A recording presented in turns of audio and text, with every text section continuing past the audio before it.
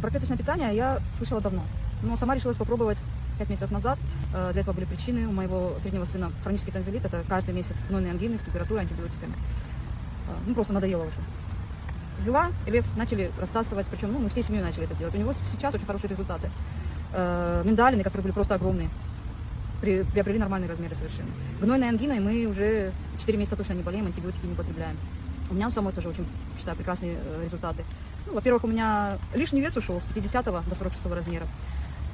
Потом фиброзно-кистозная мастопатия. Диагностировали в 2019 году. Вот в этом году после УЗИ ее не обнаружили.